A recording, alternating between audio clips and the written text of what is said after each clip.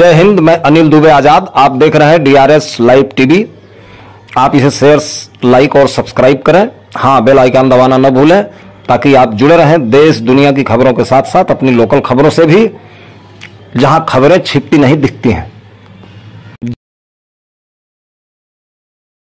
अस्सलाम वालेकुम रहमतुल्लाहि बरकातहू। मैं मोहम्मद कादिर। आप देख रहे हैं डीआरएस लाइव टीवी, जनपद गाजीपुर। हर साल की तरह इस साल भी जो है दरोगा वाली इमाम बारगाह से जो है अपने तयशुदा वक्त ताबूत व जुलना जो है बरामद हुआ, जिसमें दूर दराज के अंदरूनों ने लोहा खानी व सिंगाजनी की।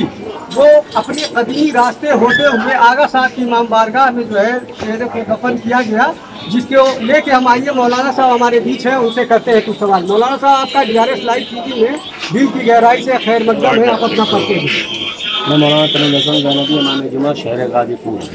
सर, ये जो आज का प्रोग्राम जो हुआ है उसके बारे में थोड़ा रोशनी डालें। इसके बारे में ये कि आज 28 सफ़र के मुनासिबत से ये प्रोग्राम होता है। 28 सफ़र सन 11 हिजरी में पैगम्बर इस्लाम सल्लल्लाहु अलैहि वसल्लम की शहादत हुई और 28 सफ़र सन 50 हिजरी में इमाम हसन मुश्तबा जो नवासा रसूल थे उनकी शहादत हुई।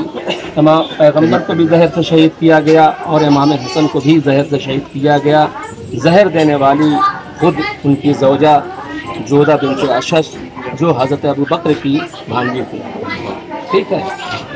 और अशश जो है वो हज़रत अबू बकर के बहनोई थे और हाकिम शाम के ज़रिए से बाकायदा ये जहर भेजा गया ताकि इमाम हसन का काम तमाम कर दिया जाए। और इमाम हसन की शहादत की वजह सिर्फ ये बनी कि जो इमाम हसन और हाकिम शाम में जो सुलह शरह रखे गए थे उसमें इमाम हसन ने शर्त रखी थी कि ठीक है, जब तक तुम हो हाकिम वक्त रहो, बादशाह वक्त रहो, मगर तुम्हारे बाद तुम्हारा बेटा यजीद नहीं होगा।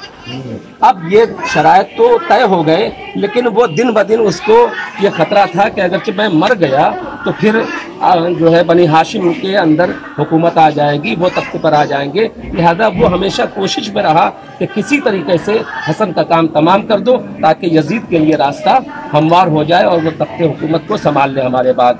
इसीलिए उसने कई बार जो है उसने जहर भिजवाया, जहर दिया, लेकिन आखिर में उसने वो रास्ता अख्तियार किया कि किसी को शक न होने पाए कि किसने जहर दिया। जाहिर सी बात है कि कोई अपनी बीवी को तो शक करेगा नहीं, लेकिन उसको भी लालच दे के बाकायदा रवायतों में तारीख में मिलता है कि 1 लाख दिरहम बाकायदा भेजा और वो रूम से मंगाया हुआ जहर कातिल भेजा और उसको आहिस्ता से बाकायदा शब की तारीकी में जोधा बिन्त अशद जो बीवी है इमाम हसन की, उसने जो है बाकायदा जहर को डाला है और जैसे ही इमाम ने पिया है तो उसी के ज़रिए से इमाम की शहादत हुई। और पिया है तो उसका असर ये हुआ कि 72 टुकड़े कलेजे के कट कट के 72 कलेजे कट कट के गिरे हैं। तो हमारा कहने का मकसद ये है कि ये जो हमने जो तफसील बताई, हम अगरचे मुसलमान हैं, कलमा गो हैं, रसूल का कलमा पढ़ने वाले हैं, तो हमारी जिम्मेदारी है कि हम तलाश करें कि किन लोगों ने ये जहर दिया है, किन लोगों ने शहीद किया है, किन लोगों ने जुल्म किया है। ये ज़रूरी है। अगर तो इसकी तहकीक नहीं करेंगे तो दुनिया में सिवाय आतंकवादी पैदा होने के कोई नहीं पैदा होगा। ये कह रहे थे ये जो जुलूस जो है कितने बजे जो है बरामद हुआ, वहाँ से कहाँ पर जो है शहर को दफन किया गया, इसके बारे में आप बता दीजिए। सर, आपका हमारे डीआरएस लाइव टीवी में दिल की गहराई से खैर मकदम है, आप अपना परिचय दें। मेरा नाम हसन रजा है, रिटायर्ड पेशकार हूँ, बारगाह के इंतजाम वगैरह देखता हूँ। ये जुलूस जो आज कितने बजे किस जगह से बरामद हुआ और कहाँ तक जो है आकर शहर को दफन किया गया, इसके बारे में तफसील बता दीजिए। जुलूस दारोगा वारिस अली साहब से सुबह 8 बजे बरामद हुआ और अपने कदीमी रास्तों से होता हुआ इमाम बारगाह आगा साहब में ये सामना अख्ताम हुआ। इमाम बारगाह में जो है ये दफन के बाद भी लोगों का भी कुछ मतलब कार्यक्रम। हाँ, ये तरीका है कि अब ये मर्दों ने अपना पेशा पेश कर दिया, औरतें भी रसूलुल्लाह की चूँकि शहादत की तारीख है, उनके नवासी की शहादत की तारीख है, इसलिए औरतें भी अपनी तरफ से पेशा पेश कर रही हैं। सांत्वना जिसे कहते हैं कि दफन करने के बाद बुलाते हैं। इसी तरीके से औरतों ने भी जो है इमाम बारगाह में जो है अपना पूरा अकीदत पेश किया। और हमारे बीच एक मौलाना साहब और हैं, राहत साहब से आइए करते हैं मुलाकात। राहत साहब, आपका हमारे DRS लाइव में जो है गहराई से खैर मकदम है, आप अपना परिचय दें। मेरा नाम जो है राहत हुसैन जंगी है और मैं यही गाजीपुर में क्याम करता हूँ। इसमें रहने वाला जंगीपुर का हूँ और मोहम्मदपुर में जो है इस्मानी के फराज अंजाम थोड़ा सा ये आज का जो खुदा की शहादत से जो आज पेश किए कर रहे हो उससे थोड़ा रोशनी डालें। देखिए, आज की तारीख जो है जनाब रसूल खुदा सल्लल्लाहु अलैहि वसल्लम और उनके नवासे इमाम हसन मुश्तबा अलैहिस्सलाम से ये तारीख मुनासिब रखती है। और हम ये जुलूस निकालते हैं ताकि लोगों को ये मालूम हो जाए, ताकि वो पूछें कि किसका जुलूस है, तो हम उन्हें बता सकें कि ये जनाब रसूल खुदा के जो है जुलूस है और उनके नवासे जो है इमाम हसन का जुलूस है। और हम ये जुलूस निकाल के दुनिया को इसीलिए बताते हैं कि ये रसूल खुदा और इमाम हसन का जुलूस है। और उसके साथ साथ जो है जो रसूल के नायब इमाम ज़मान अलैहिस्सलाम की खिदमत में हम कुछ सब पेश करते हैं निकाल करके इमाम ज़मान। ये आप देख रहे थे हमारे बीच मौलाना साहब। आइए हम यहाँ पे जो चेहरे को दफन किया गया, ये जो है आगा साहब का इमाम बारगाह है जो यहीं पे दफन हुआ। अब बाद जो दफन के यहाँ पे औरतें भी जो है कुर्से के अकीदत को पेश करने के लिए औरतें भी यहाँ आई हैं, जिसको आप जो दिखला रहे हैं। ये अंदर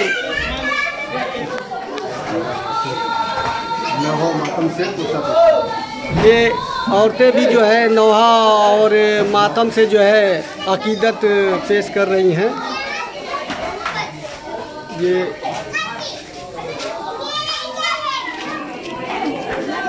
आप देख रहे थे जनपद गाजीपुर जो है दूर दराज की काफ़ी संख्या से लोग जो है यहाँ पे अंजुमनों ने जो है अपना सट्टी मस्जिद बरबरहना होते हुए जो है डॉक्टर आजम कादरी के वहाँ पे भी जो है कुछ अंजुमनों ने जो है नवाखानी वसीला जमी की। लेकिन दूर दराज की अंजुमनों के लिए वहाँ जो है उसका इंतज़ाम किया गया। जो ज़ियारीन भी थे उनके लिए भी जो है खाने वाने का इंतज़ाम किया गया था। और वो अपने परिवार और दोस्त और अहबाब के साथ जो है रसूल खुदा के अकीदत पोते को जो है अकीदत पेश किया। और उसके बाद वो जुलूस जैदी वकील के घर के पास वहाँ भी जो है उन्होंने नवाखानी वसीला जमी की। उसके बाद उस रास्ते से आगे बढ़ते हुए इस इमाम बारगाह में जो है चेहरे को दफन किया गया, जो आगा साहब का शक्ति में जनपद गाजीपुर। आप देख रहे हैं कैमरामैन राजेश विश्वकर्मा के साथ मोहम्मद कादिर।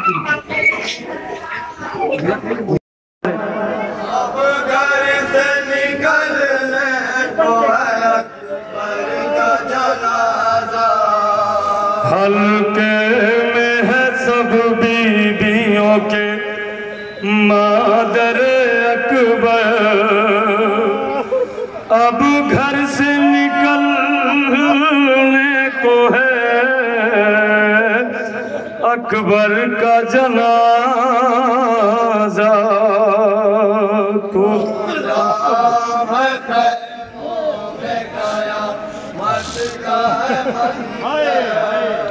अब घर से निकलने को है अकबर का जनाजा, वो राम है ख़ैमों में क़यामत का है मंज़र। अब घर से जनाब मेरे अल्लाह क्या बयान करती समात करें इंशाअल्लाह मसाब होंगे। कि लैला ने कहा मुझको दिखाई नहीं देता, लैला ने कहा मुझको दिखाई नहीं देता,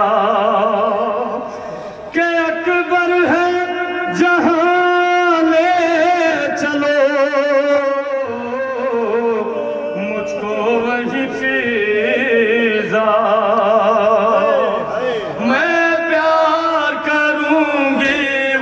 सीने से लगा कर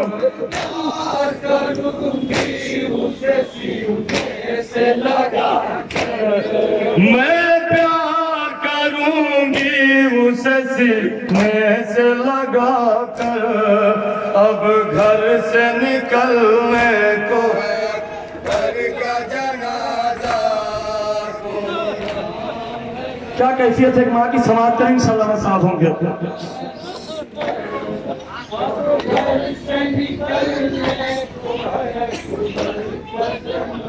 लिपटी हुई लाशें से ये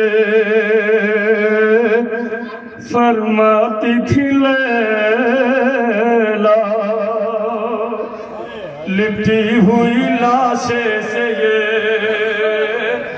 फरमाती थी लैला के पाला था तुम्हें माँ ने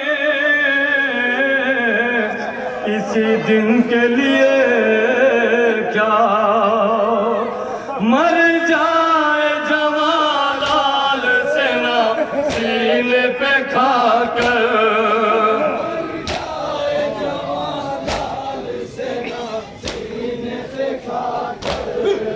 मर जाए जवालाल से ना सीने पे खाकर, अब घर से निकलने को है घर का जनाजा।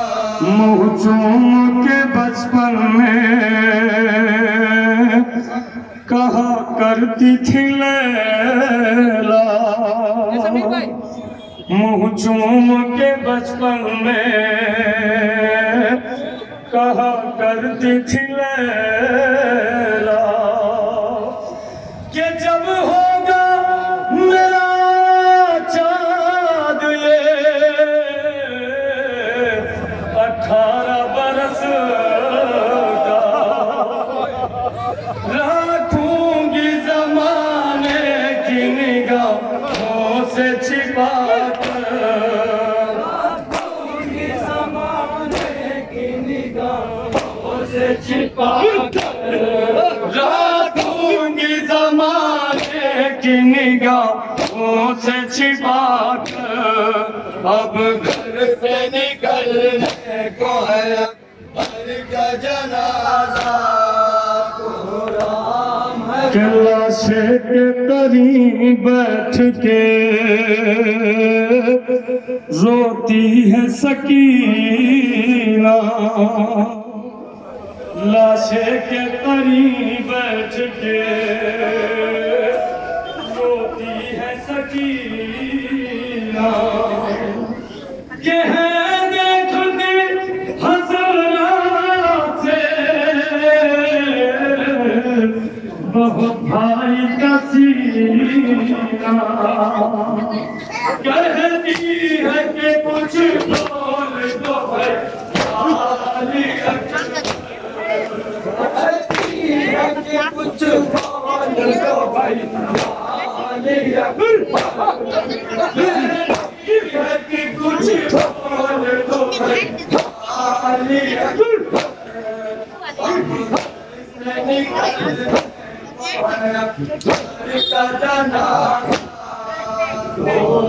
हर सामने नजरों के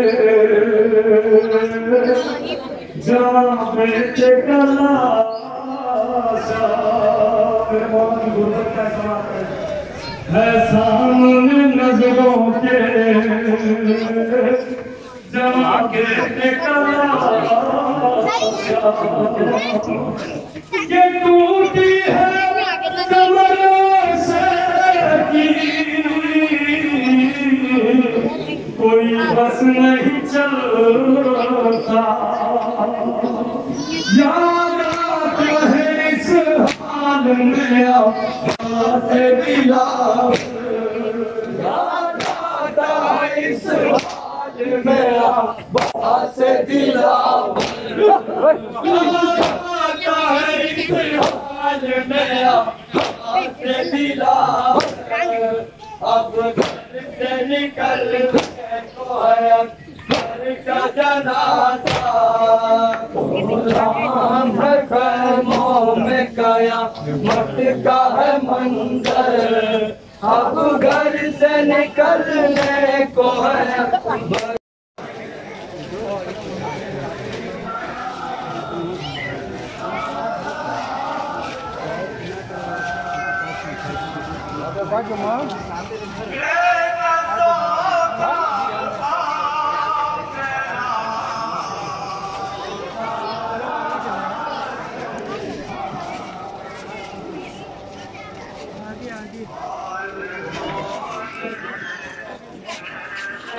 बेटा भाई छोटा कहाँ बात है?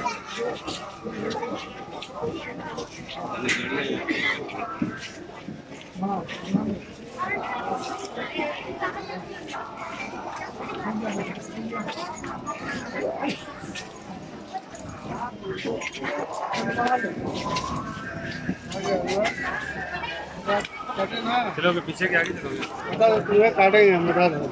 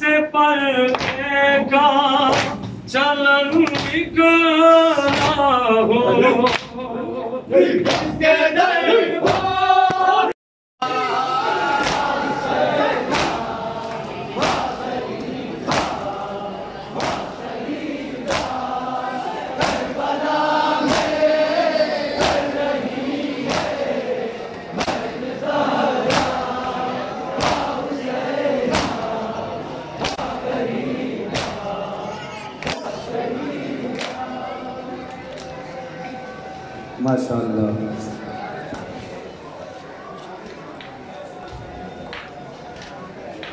अजान हो रही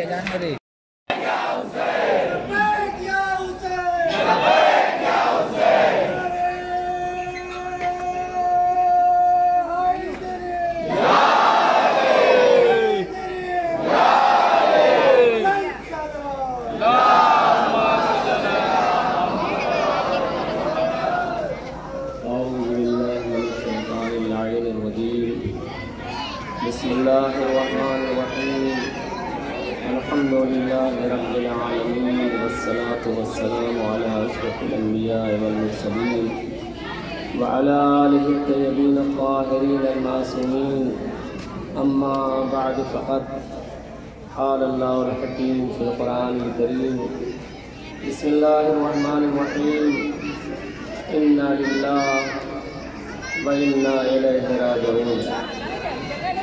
सोगवारों, अज़ादारों, इस वक्त हम सब इकट्ठा हुए हैं रसूल सल्लल्लाहु अलैहि वसल्लम का पुरसा उनकी चहेती बेटी फातिमा ज़हरा को देने के लिए इस वक्त हम सब इकट्ठा हुए हैं। इमाम हसन मुश्तबा का पुरसा उनकी माँ सैयदा ज़हरा को देने के लिए। हाँ अज़ीज़ों, आप बड़े खुशनसीब हैं कि आप रसूल खुदा का शबीह ताबूत लेके आए हैं। आप बड़े खुशनसीब हैं कि आप इमाम हसन मुश्तबा का ताबूत लेके आए हैं। सुबह से पुरसा दे रहे हो अज़ादारों, मगर मदीने में जब रसूल दुनिया से गए तो आलम ये था कि चंद लोग थे पैगंबर के जनाजे में। ए आज़ादारों, ए मुसलमानों, गौर करने का मरहला है। जिस रसूल का कलमा पढ़ के हम सब मुसलमान हुए हैं, उस रसूल का जनाजा जब उठा है तो चंद लोग थे जो रसूल के जनाजे में थे। और उससे ज्यादा गजब तो ये हो गया कि जब फजंदे रसूल नवासे रसूल इमाम हसन का जनाजा चला है तो तीरों की बारिश होने लगी। आज़ादारों, इमाम हसन बहुत ही मजलूम इमाम है। यकीनन इसकी मजलूमियत वो है कि जब पैगंबर की दुनिया से चले गए तो आज़ादारों आले मोहम्मद के ऊपर वो वक्त आ गया कि जिस सैयदा का एहतराम, जिस फातिमा का एहतराम रसूल इस्लाम खड़े होके किया करते थे, बाद रसूल वही फातिमा है, वही फातिमा का घर है, वही रसूल का घर है कि मुसलमान आग और लकड़ी ले आके जमा कर रहे हैं और आग लगा दिया ज़हरा के घर को। ए मुसलमानों, हम यही पूछना चाहते हैं कि ये तो तारीख में है ना कि बाद रसूल फातिमा ज़हरा के घर को आग लगाया गया, तो कम से कम कोशिश इस बात की करो कि ये किसने आग लगाई ज़हरा के घर को। ये ज़हरा के घर ही को आग नहीं लगाया, बल्कि जलता हुआ दरवाजा अरे सैयदा फातिमा के ऊपर गिरा। अरे शिकम में मोहसिन था, मोहसिन शहीद हो गया। एक मर्तबा फातिमा ने आवाज दिया, ए फिजा, अरे मेरी मदद को दौड़ो, मेरा मोहसिन शिकम में शहीद हो गया। जज़ाकुम रब्बकुम। आज़ादारों, हयात पैगंबर की मंजिल में तो आलम ये था कि मलकुल मौत आके ठहरा हुआ है और आवाज दे रहा है, बीबी अगर आप इजाजत दे तो घर में आ जाए। अरे ये कैसे मुसलमान थे कि बाद रसूल दर्राना फातिमा के घर में घुसा है। अज़ादारों, रवायतों में ये मिलता है कि वो जुल्म हुआ है फातिमा ज़हरा के ऊपर बाद रसूल, वो जुल्म हुआ है कि उस जुल्म को इमाम हसन मुश्तबा कभी भूले नहीं। अज़ादारों, बड़े हो गए इमाम हसन मुश्तबा, लेकिन इस तरीके से रोते थे याद करके अपनी माँ को। एक मरतबा किसी ने पूछा कि मौला हसन मुश्तबा, आप बड़े हो गए हैं मगर आप अपनी माँ को भूलते नहीं हैं, माँ को बराबर याद करके रोते हैं। तो एक मरतबा हसन मुश्तबा ने यही कहा, अरे जो मंजर मैंने देखा, न हुसैन ने देखा, न ज़ैनब कुलसूम ने देखा,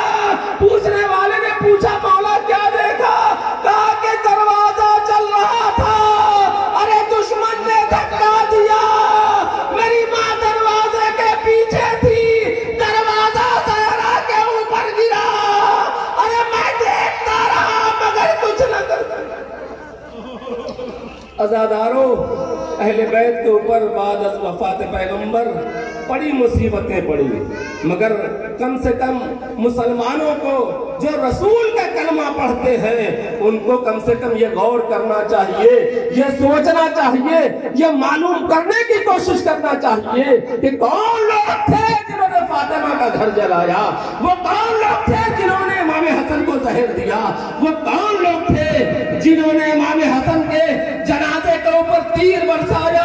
अजीजों, गरीब से गरीब का जनाजा होता है, उसके साथ ऐसी दुश्मनी नहीं की जाती। हर आदमी यही कहता है छोड़ो मर गया जाने दो, मगर अल्लाह अल्लाह हसन मुज्तबा से कैसी मुसलमानों को दुश्मनी थी, कैसी कैसी मुसीबत पड़ी है इमाम हसन के ऊपर। अज़ादारों, आप सुबह से जनाजा, शबीह जनाजा रसूल खुदा लेके चल रहे हैं, शबीह जनाजा इमाम हसन मुज्तबा लेके चल रहे हैं। यकीनन आपको बीबी सैयदा दुआएं देंगी कि अरे मेरे लाल का जनाजा उठाने वाला हो, मेरे बाबा का जनाजा उठाने वाला हो, खुदा तुमको सलामत रखे। मगर जब मदीने में मेरे बाबा का जनाजा उठा तो चंद लोग थे, मेरे लाल का जनाजा उठाने लगी। आज़ादारों, बस मुख्तसर कर रहा हूँ कि इमाम हसन अलैहिस्सलातु वस्सलाम को सबसे बड़ी मुसीबत यही है अजीजों, इंसान अगरचे दुनिया में हो, दुनिया में परेशान हो, बाजार जा रहा है, लोगों को दरमियान जा रहा है, परेशानी है, कुछ भी परेशानी है, मगर जब घर में सुकून घर में आता है तो उसको घर वालों को देख के सुकून मिल जाता है, बीवी बच्चों को देख के सुकून मिल जाता है। मगर अफसोस, अरे इमाम हसन की बीवी वो थी जोधा बिन्त आशा, जिसने खुद अपने शौहर इमाम हसन को जहर दे दिया। दुनिया क्यों नहीं सोचती इस हवाले से कि ये जोधा बिन्ते अशश कौन थी, क्यों उसने जहर दिया? सोचे दुनिया, नबी का नवासा है, जहर से शहीद किया गया है, लिहाजा सोचना पड़ेगा। सोचो, अगर तुम हकीकत में रसूलुल्लाह के कलमा गो हो, रसूल का कलमा पढ़ने वाले हो, तो उनके घर वालों के दुश्मनों के बारे में तुमको तफ्तीश करना चाहिए, सोचना चाहिए कि ये दुश्मनी आले रसूल से क्यों की गई। बस अजीजों, मैं ज्यादा जहमत नहीं दूंगा। वो वक्त भी आया कि इमाम हसन दुनिया से चले गए। जब दुनिया से जाने लगे तो अपने भाई हुसैन को बुलाया और बुलाने के बाद वसीयत किया, ए भैया हुसैन, ए भैया हुसैन, आप ही हमको गुस्ल दीजिएगा, आप ही हमको कफन पहनाइएगा, और मुमकिन हो सके तो नाना रसूलुल्लाह के बगल में दफन कर दीजिएगा। अज़ादारों, अगर मुमकिन न हो तो माँ के पहलू में ले जाके जन्नतुल बकी में दफन कर दीजिएगा। अज़ादारों, वसीयत इमाम कर रहे हैं, बहनें भी रो रही हैं, बेटे भी रो रहे हैं, चाहने वाले भी रो रहे हैं, हुसैन भी तड़प तड़प के रो रहे हैं। अरे भैया हसन हमको छोड़ के जा रहे हैं। एक मरतबा इमाम हसन ने हुसैन को करीब बुलाया और बुला के कहा, ए भैया हुसैन, सब रो मगर तुम न रो, इसलिए कि तुम्हारा दिन वो दिन होगा कि उसके जैसा किसी का दिन न होगा। मतलब क्या है? इमाम हसन ये बताना चाह रहे हैं, हम दुनिया से जा रहे हैं तो बहनें हमारे करीब हैं, भाई हमारे करीब हैं, भतीजे हमारे करीब हैं, बेटी बेटियां हमारे करीब हैं, अजीजों अकारीब हमारे करीब हैं। मगर ए हुसैन, अरे जब तुम करबला में घोड़े से जमीन की तरफ आओगे तो कोई लेने वाला न होगा, बल्कि चारों तरफ से हमला होगा। कोई तलवार मारेगा, कोई नायजा मारेगा, कोई तीर मारेगा, और जिसके पास कुछ न होगा वो झोलियों से पत्थर निकाल के तुम पर पत्थर की बारिश करेगा। जज़ाकुम रब्बुकुम। वसीयत तमाम हुई, इमाम हुसैन ने इमाम हसन को गुस्ल दिया, कफन पहनाया, लेके चले। अजीजों, कायनात का ये पहला जनाजा है जो इस तरीके से जा रहा है। जैसे ही कब्र रसूल की तरफ पहुंचा है तो एक मर्तबा किसी मलूना ने खच्चर के ऊपर सवार थी, उसने रुमाल से इशारा किया, इशारा करना था कि बाकायदा कमानों से तीर चले।